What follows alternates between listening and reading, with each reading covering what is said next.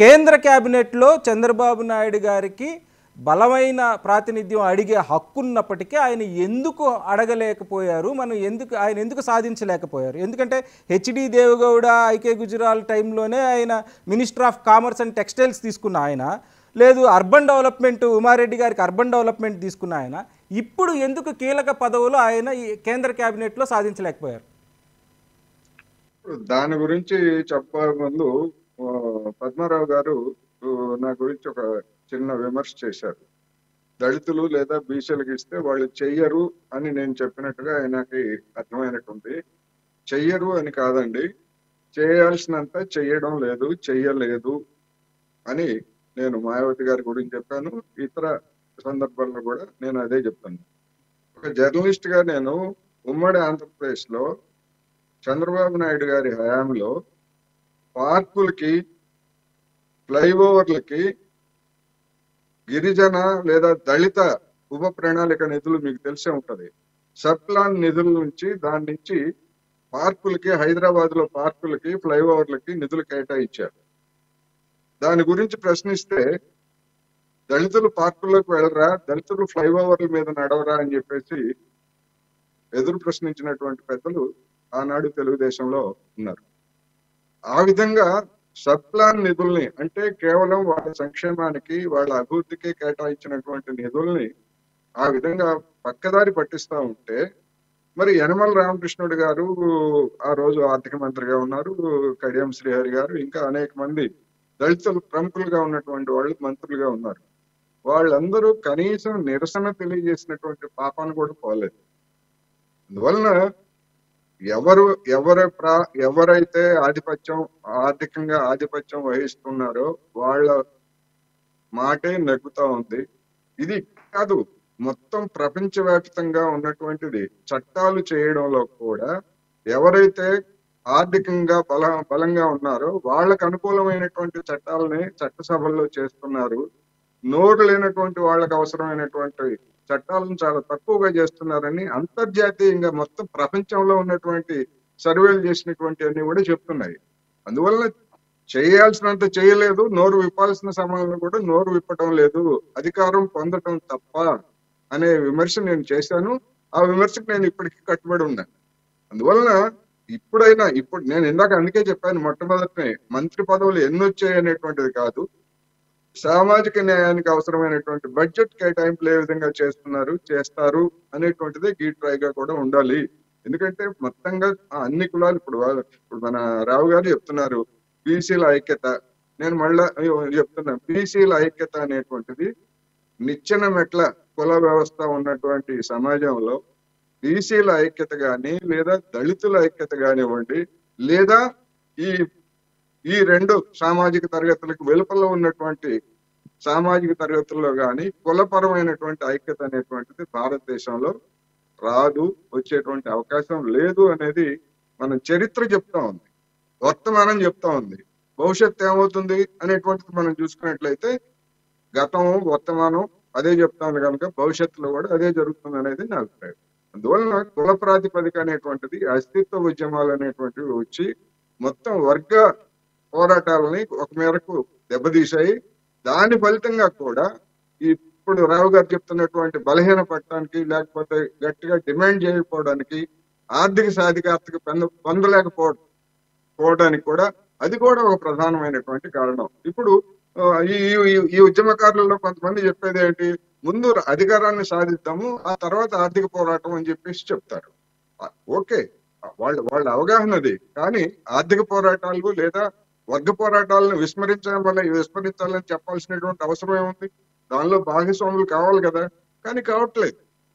అందువలన ఇవన్నీ కూడా ఒక సైద్ధాంతిక పరమైన లేదా ఆచరణకు సంబంధించినటువంటి అంశాలు ఉన్నాయి కనుక ఇవాళ ఆంధ్రప్రదేశ్ లో కానీ లేదా కేంద్ర ప్రభుత్వంలో కానీ ఈ సమస్యలన్నీ కూడా వస్తాయి. ఇక మీరు అడిగినటువంటి ఎందుకు మంచి పోస్టులు అడగట్లేదు, మంచి పోస్టులు తీసుకొని లేకపోతే ఇంకోటి తీసుకొని రాష్ట్రానికి కేంద్ర మంత్రులుగా ఉన్నటువంటి వాళ్ళు ఏమి తీసుకొస్తారనేటువంటి ప్రశ్న ఇక్కడ.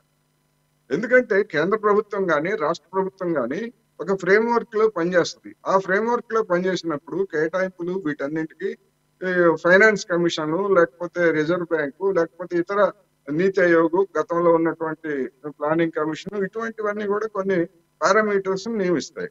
వాటి పరిధిలోనే పనిచేయాలి తప్ప ఇప్పుడు రామ్మోహన్ నాయుడు గారు ఆ, ఆయన ఇవాళ ఇందాక చూశాను, మొత్తం చిన్న చిన్న పట్టణాలకు కూడా విమానాలు వేస్తానని. ఇప్పుడు ఈ ప్రకటన చేస్తున్నటువంటి సమయంలోనే అయోధ్యకి విమానాలు వేసినటువంటి విమానాలన్నీ ఒక్కొక్క పట్టణం నుంచి రద్దు చేస్తూ ఉన్నారు. ఎందుకని? విమానాలు ఎక్కేవాళ్ళు లేకపోతే ఖాళీ విమానాలు తిప్పలేరు కదా.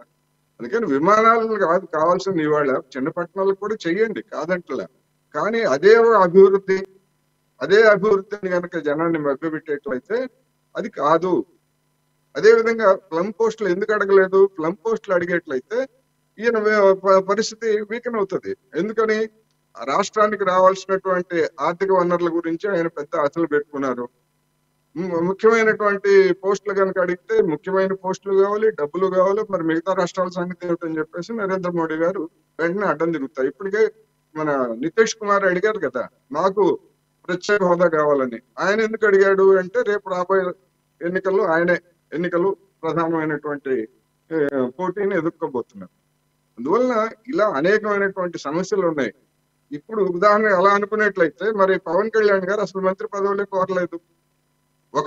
ఒక ఎంపీగా ఉన్నటువంటి వాళ్ళకి కూడా మంత్రి పదవులు ఇచ్చారు, 2 ఎంపీలుగా ఉన్నటువంటి వాళ్ళకి కూడా క్యాబినెట్ ఇచ్చారు.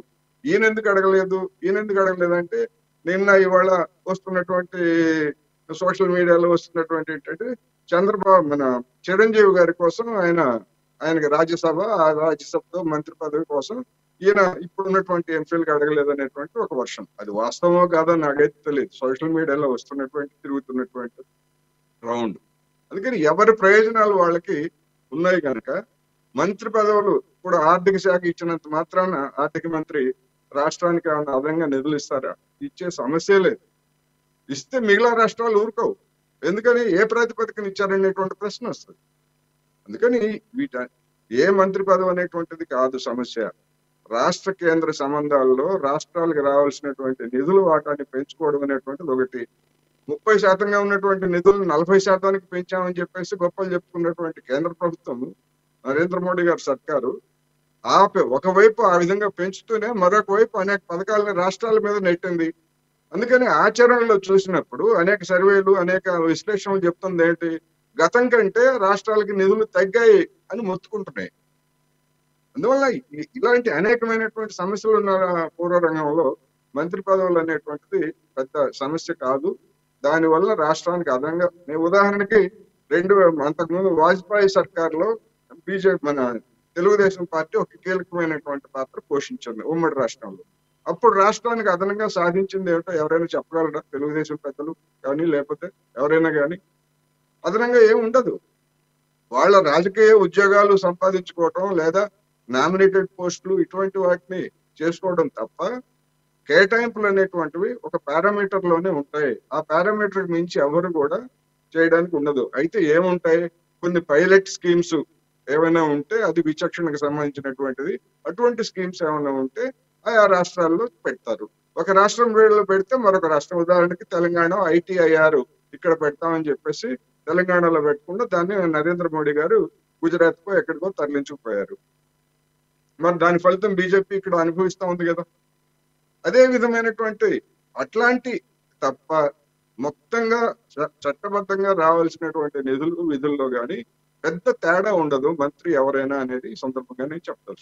రావు గారు మీరు చెప్పండి. చంద్రబాబు నాయుడు గారు మొన్న ఎమ్మెల్యేల మీటింగుల్లో మాట్లాడుతూ నేను 2014లో ముఖ్యమంత్రిగా పోలవరం నిర్మించడానికి ఆ 7 మండలాలు నాకు కావాలి కాబట్టి అది ఇస్తే తప్ప, ఆర్డినెన్స్ పెడితే తప్ప నేను ముఖ్యమంత్రిగా ప్రమాణ స్వీకారం చేయను అని అది సాధించాను అన్నారు. మరి ఈరోజు స్పెషల్ స్టేటస్ సాధించవచ్చుగా. అదే మరి ఎందుకు ఇంతవరకు స్పెషల్ స్టేటస్ మీద ఆయన కేంద్రాన్ని స్పందించలేకపోయారు? కేంద్ర ప్రభుత్వంకి స్పెషల్ స్టేటస్ గురించి చాలా సుదీర్ఘంగా డిస్కషన్ జరిగింది. స్పెషల్ స్టేటస్ డిమాండ్ పెట్టినప్పుడు కేంద్ర ప్రభుత్వం ద్వారా ఒక సందేశం ఏమొచ్చిందంటే స్పెషల్ స్టేటస్ ఈరోజు దేశవ్యాప్తంగా ఏ రాష్ట్రానికి లేదు. మీకంటే ముందు కూడా గతంలో ఎన్డీఏ ప్రభుత్వం ఉన్నప్పుడు 3 రాష్ట్రాలను విడదీశాము. అప్పుడు విభజించిన తర్వాత ఆ విభజించినటువంటి రాష్ట్రాలు భౌగోళికంగా ఆర్థికంగా మీకంటే కూడా వెనుకబడిలో ఉన్నాయి. వాళ్ళకు ఆర్థికంగా వెనుకబాటు ఉన్నప్పటికి కూడా వాళ్ళకి స్పెషల్ స్టాటస్ ప్రత్యేక హోదా ఇవ్వలేదు. మీకు ఈరోజు 2014లో మన్మోహన్ సింగ్ ప్రధానమంత్రి గారే రాజ్యసభలో అది వెంకయ్య నాయుడు గారు అడిగితేనే బీజేపీ నుంచి అడిగితేనే స్పెషల్ స్టేటస్ ఆంధ్రప్రదేశ్కి ఇస్తామని ఒక ప్రధానమంత్రి గారు హామీ ఇచ్చారు. ప్రధానమంత్రి గారు అది కాంగ్రెస్ పార్టీ, ఈ దేశానికి విఘాతాలన్నీ తెచ్చినటువంటి పార్టీ మొత్తం కాంగ్రెస్ పార్టీ. చెప్తున్నాను, ప్రధానమంత్రికి పార్టీ లేదు. ఆ ప్రధానమంత్రికి కానీ ఆ పార్టీకి కానీ అంత చిత్తశుద్ధి ఉంటే ఈ యొక్క ప్రత్యేక హోదా అనేది విభజన చట్టంలో పొందుపరచవచ్చు కదా. పెన్నులో ఇంక అయిపోయిందా, పేపర్ సరిపోలేదా? ఇవన్నీ కథలు. ఆ రోజు దేశాన్ని విభజించి కూడా ఈ ఆర్టికల్ 370 లాంటి దళితులను తీసుకొచ్చారు. ఈరోజు 2 రాష్ట్రాలను ఒకటి కూడా ఇది స్పెషల్ స్టాటస్ అని పెట్టేసి మంట పెట్టారు. పొమ్మనకుండా పొగబెట్టే కథలు ఇలా ఉంటాయి. ఇలాగే వీళ్ళు చేసిన కథలు ఇవన్నీ కూడా. ఇప్పుడు స్పెషల్ స్టాటస్ అనే విషయాన్ని మీరు చంద్రబాబు నాయుడు గారు అందుకు అడగట్లేదు అని ఇప్పుడు గెలవనటువంటి పార్టీలు, ఓడిపోయిన పార్టీలు ఇవన్నీ మాట్లాడతారు. ఇప్పుడు స్పెషల్ స్టాటస్ అని క్లియర్గా చెప్పారు. మీకు స్పెషల్ స్టాటస్ ప్రత్యేక హోదా మీకు ఇస్తే ఇంకా వేరే రాష్ట్రాల నుంచి కూడా ఈ యొక్క డిమాండ్ ఆల్రెడీ నితీష్ కుమార్ అడుగుతూనే ఉన్నాడు. ఇంకా అలా వేరే రాష్ట్రాల నుంచి కూడా ప్రత్యేకంగా డిమాండ్ వచ్చే అవకాశం ఉంటుంది. అప్పుడు అన్ని రాష్ట్రాలకు ప్రత్యేక స్పెషల్ స్టాటస్ ఇస్తే కేంద్ర ప్రభుత్వానికి ఇబ్బంది పరమవుతుంది. ఏం చెప్పారు? విభజన చట్టంలో హామీలు తెలంగాణకి ఇంప్లిమెంట్ కాలేదు, ఆంధ్రాకి. విభజించిన తర్వాత స్పెషల్ స్టాటస్ అంటే మీకు అన్ని విధాల కేంద్రం సహకరించాలా. స్పెషల్ స్టాటస్ అనే పదం పక్కకు పెట్టి మేము స్పెషల్గా ప్యాకేజీలు ఇస్తాము, మీ యొక్క ఆంధ్రప్రదేశ్కి అభివృద్ధికి ఏమైతే కావాలో మేము ఖచ్చితంగా దోహదపడతాం, ఖచ్చితంగా మేము సహాయపడతామని చెప్పేసి క్లియర్గా చెప్పడం జరిగింది. ఆ హామీతోటే మేము కూటమిలో ఆ హామీతోటే మేము ఈ యొక్క కేంద్ర ప్రభుత్వంతో బీజేపీ పార్టీతో మేము కలిసి పయనిస్తున్నాం. మాకు కావాల్సింది ఏంది? ఇప్పుడు ఆంధ్రప్రదేశ్ రాష్ట్రానికి రాజధాని, ఇది ఒక యుద్ధ ప్రాతిపదికన నిర్మించాల్సినటువంటి పని. ఇది రాజధాని, ఆ తర్వాత సెకండ్ వన్ పోలవరం.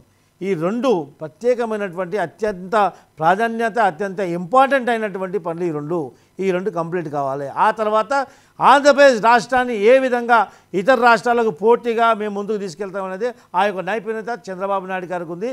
మీరే కాదు, ప్రజలు కూడా వాళ్ళు నమ్ముతున్నారు. ప్రజలు కూడా అదే నమ్మకంతో ఈరోజు ఓటేశారు. ఇక పద్మారావు గారి దగ్గరికి వెళ్ళే ముందు లాస్ట్గా మీతో టీడీపీ తెలంగాణలోకి వచ్చే అవకాశం ఉందా? ఎందుకంటే అనేక రూమర్లు బయట వినిపిస్తూ ఉన్నాయి. ఇక్కడ మళ్ళీ లోకల్ బాడీ ఎన్నికల్లో టీడీపీ పోటీ చేయబోతుందని, లేదు ఇంకా ఫుల్ ఫ్లెడ్జ్డ్గా మళ్ళీ ఆపరేషన్ స్టార్ట్ చేసే అవకాశం ఉందా? తెలుగుదేశం పార్టీ తెలంగాణలో గడ్డ మీద పుట్టినటువంటి పార్టీ. మా యొక్క వ్యవస్థాపక అధ్యక్షుడు ఒక సమాధి కూడా ఇక్కడ ఉంది. తెలుగుదేశం పార్టీలో తెలంగాణలో తెలుగుదేశం పార్టీ ఎప్పుడు కనుమరు కాబోదు, అది అక్షర సత్యం. సూర్యచంద్రులు ఉన్నంత వరకు తెలంగాణ తెలుగుదేశం పార్టీ ఉంటుంది. We're going to come back as soon as possible. Local body ఎన్నికలు, ఈ యొక్క కార్పొరేషన్, జిహెచ్ఎంసీ ఎన్నికల వరకు ఖచ్చితంగా పోటీలో ఉంటాం, విజయం కూడా సాధిస్తాం.